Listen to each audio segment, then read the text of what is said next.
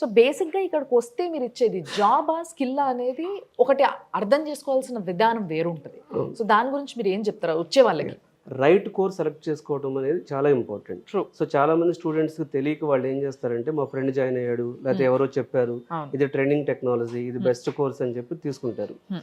ఐటీలో చాలా కోర్సెస్ ఉన్నాయి. Hmm. ప్రతి స్టూడెంట్కి వాళ్ళ స్కిల్స్కి, అంటే వాళ్ళు లాజికల్ థింకింగ్ బాగుందా, లేకపోతే కమ్యూనికేషన్ స్కిల్స్ బాగుందా, వాళ్ళకి ప్రెషరా, లేకపోతే నాన్ ఐటీ నుంచి ఐటీకి వస్తున్నారా, కెరీర్లో గ్యాప్ ఉందా, లేకపోతే వాళ్ళు ఐటీలో వర్క్ చేస్తున్నారా, సో వాళ్ళు ఏ కోర్సు సెలెక్ట్ చేసుకుంటారు అనేది చాలా ఇంపార్టెంట్ అండి. యాహ్!